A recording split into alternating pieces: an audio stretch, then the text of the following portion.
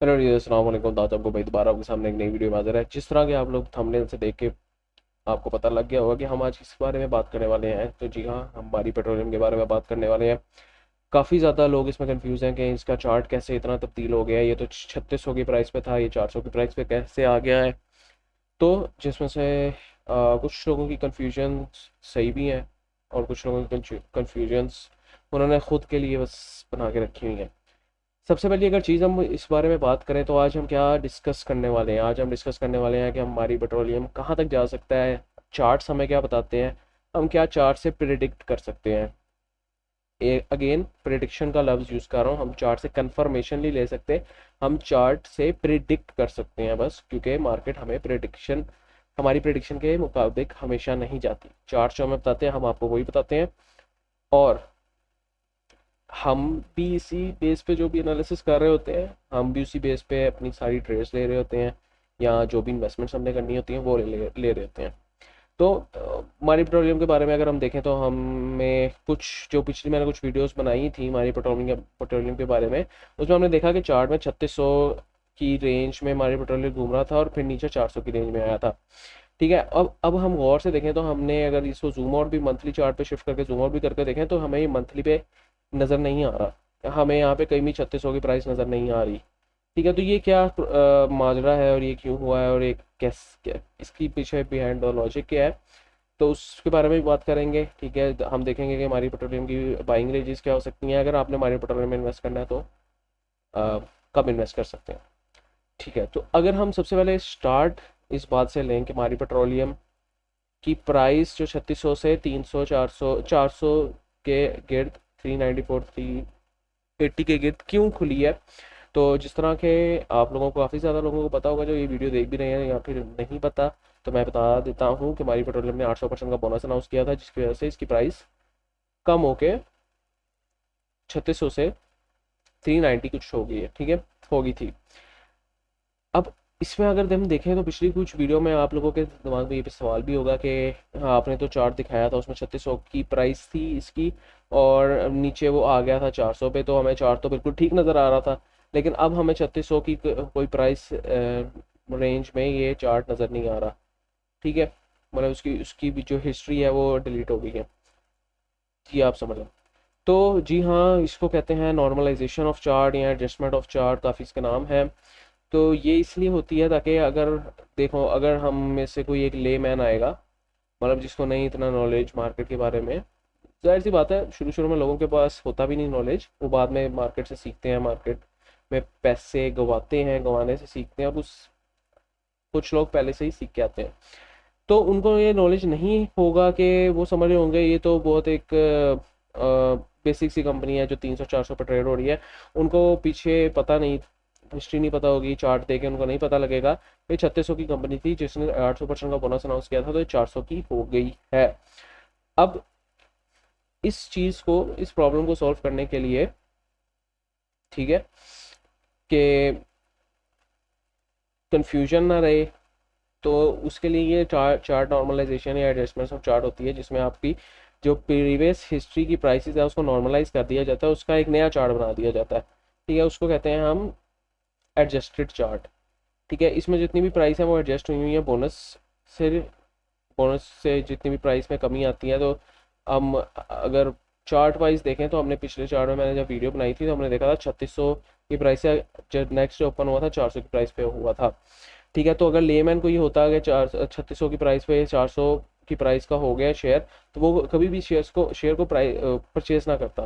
तो इसलिए ये जो फर्म्स होती हैं, ये जो चीज़ें, ये ट्रेडिंग फर्म्स होती हैं या ट्रेड चार्टिंग फर्म्स होती हैं, वो उसको सही कर देती हैं।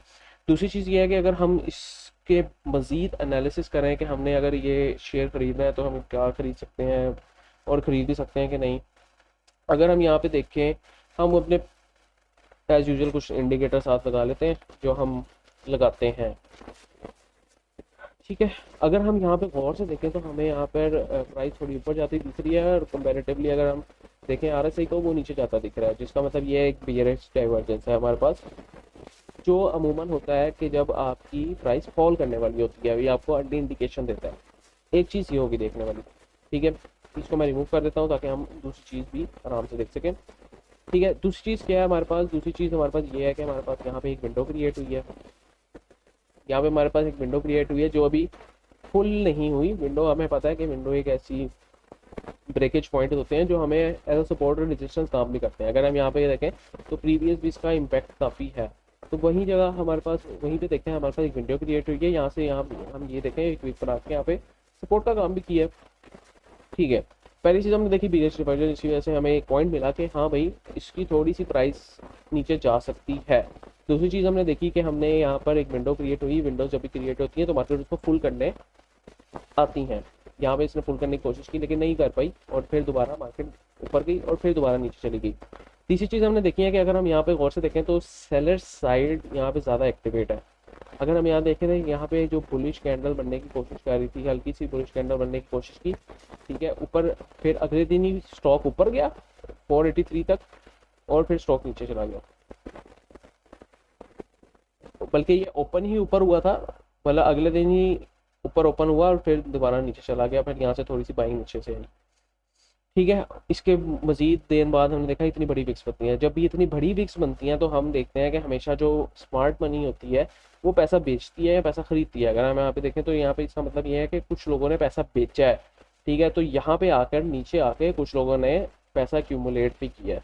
अगर यहाँ पे हम देखें तो यहाँ पे अगर जो प्राइस की सेलिंग हुई थी वो हुई थी 483 रुपीज़ पे और लोग इसको ले गए थे 419 तक, और जब ये चली गई 380 तक तो स्मार्ट मनी दोबारा एंटर हुई, जिसने देखा कि यहाँ पर जो 380 की प्राइस में ये स्टॉक मिल रहा है, ये बहुत रीजनेबल प्राइस में मिल रहा है, उन्होंने यहाँ से दोबारा उठा लिया। ठीक है, अब जहाँ तक हमारा एनालिसिस, हमारी साइकोलॉजी कहती है, चलो उसको बाद में डिस्कस करते हैं। पहले एक और चीज़ मैं आपको बता देता हूँ। ठीक है, अगर हम यहाँ पे देखें तो ये भी एक विंडो क्रिएट हुई थी। मैं आपको दिखा देता हूँ। ये देखें, ये एक विंडो क्रिएट हुई थी जिसको मार्केट फुल करने नीचे आई और इसको अभी इसी से रेजिस्टेंस बना के नीचे जाने की कोशिश करी है। ठीक है, ये एक चीज़ होगी। ठीक है, अब तीसरी चीज़ हमने देख ली। अब चौथी चीज़ हम देखते हैं। अगर हम यहाँ पे गौर से देखने की कोशिश करें तो जो ट्रेडर हजरात होंगे उनको पता होगा यहाँ पर हमारे पास एक हेड एंड शोल्डर्स या तकरीबन उसी तरह का पैटर्न भी बन रहा है, जिसका मतलब ये है, और ये इन्वर्स हेड एंड शोल्डर नहीं है, सिंपल हेड एंड शोल्डर है, जिसका मतलब ये है इसकी नेकलाइन जो है उतनी हमारे पास नीचे प्राइस गिर सकती है, जो कि हमारे पास तकरीबन, अगर हम मोटा मोटा टारगेट भी लें तो ये इतनी बनती है। ठीक है, ये चीज़ भी हमने देख ली। तो सारी जो इंडिकेशन होती हैं वो मोस्टली इंडिकेशन हमें यही बता रही हैं कि ये स्टॉक नीचे जा सकता है। ठीक है, एक यहाँ पे भी हमने विंडो भी क्रिएट होती देखी, हेड एंड शोल्डर्स का पैटर्न भी देख लिया हमने, आरएसआई की डाइवर्जेंस भी देख ली हमने, स्मार्ट मनी को भी देख लिया। ठीक है, अब यहाँ पे हमारे पास साइकोलॉजी ये कहती है कि हमारे पास अगर यहाँ पे लोगों ने पैसा ज़्यादा चिप आउट किया है तो, और कुछ लोगों ने यहाँ पर ज़्यादा खरीदा है तो हो सकता है, मार्क माई वर्ड्स, मैं कह रहा हूँ, हो सकता है कि मार्केट को और नीचे लाएं और जो यहाँ पे जिन्होंने बेचा है माल वो यहाँ पर नीचे आकर रिटेल ट्रेडर्स या इन्वेस्टर्स से दोबारा माल उठा के मार्केट को ऊपर लेके जाएं। ये एक चीज़ ज़रूर हो सकती है, जहाँ तक इसकी मेरा एनालिसिस मुझे बता रहा है कि ज़रूर हो सकती है, फेयर चांसेस है इसके। जो प्राइस रेंजेस हमने देखनी है अपनी बाइंग के लिए, तो अब हमारी क्या अक्लमंदी होती है, जहाँ पर हमारे पास स्मार्ट मनी एंटर होती है हमने वहाँ पे घुसना है। अगर तो हम वहाँ पे घुस गए, इसका मतलब we is good to go for our trading, for our investments and any other thing.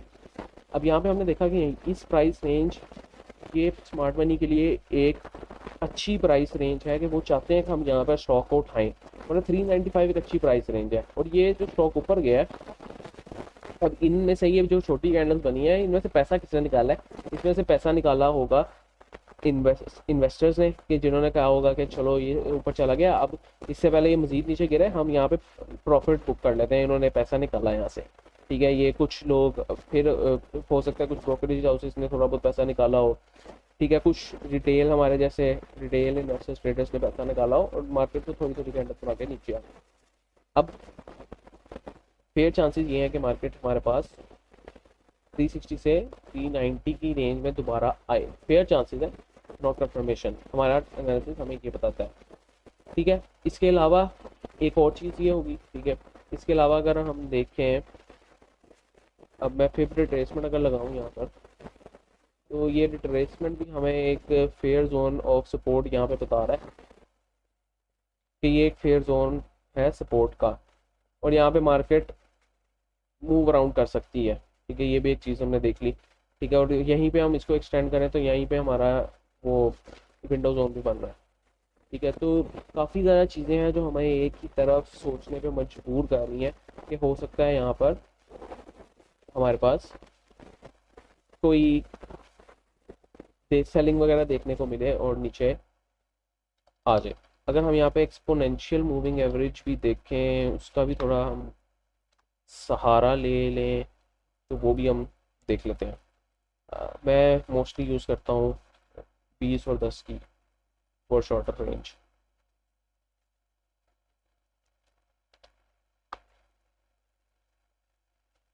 Exponential moving average हमें इतना कोई ख़ास कैसे बता नहीं रही अभी। यहाँ पे हर अर्ली इंडिकेशन, थोड़ा सा इसने इंडिकेशन देने की कोशिश की है। यहाँ से जो इसका मैं अगर रंग बदल दूँ 20 EMI का, 10 EMI का बदल देते हैं रंग। 10 EMI मतलब जो शॉर्टर EMI है वो लॉन्गर को क्रॉस किया उसने। मतलब कि शॉर्टर टाइम में हमारे पास जो सेलिंग है वो ज़्यादा है। ठीक है, और लॉन्गर टाइम में हमारे पास जो नॉर्मल प्राइस मूव कर रही है वो वहीं पे है। तो इसका मतलब कि हमारे पास जो लॉन्गर टाइम है 20 की एवरेज है, यहाँ पे हम अगर 50 की लगाएं तो हमें थोड़ी सी ज़्यादा एक्यूरेसी देखने को मिलेगी। ठीक है, 50 की हम लगाएं तो हमारे यहाँ पे थोड़ी सी सपोर्ट जोन मिल रहा है 50 की EMI का, और हो सकता है कि ये जो 10 की EMI है इसको क्रॉस कर जाए। अगर यहाँ पे मैं 20 की लगाऊंगा तो शायद क्रॉस ओवर हो भी गया हो, नहीं हुआ। तो यही चीज़ें हैं जो कुछ हमें बता रही हैं कि हो सकता है कि मार्केट थोड़ी सी नीचे, हमारे पेट्रोलियम की थोड़ी सी नीचे जाए, तो एक हमारे पास सेलिंग का बाइंग का एक अच्छी अपॉर्चुनिटी इन्वेस्टर्स के लिए बन सकती है। तो या दैट्स ऑल अबाउट मारी पेट्रोलियम। अगर आपको एनालिसिस पसंद आ रहा है तो हमारे यूट्यूब चैनल को सब्सक्राइब करें, लाइक करें और लोगों के साथ शेयर करें, क्योंकि हम फ्री की इन्फॉर्मेशन दे रहे हैं, प्रीमियम इन्फॉर्मेशन दे रहे हैं, जहाँ पे लोग आपको सिग्नल्स के पैसे चार्ज करें, हम वहाँ आपको फ्री की इंफॉर्मेशन दे रहे हैं। No premium groups, no something else, we are giving you free information.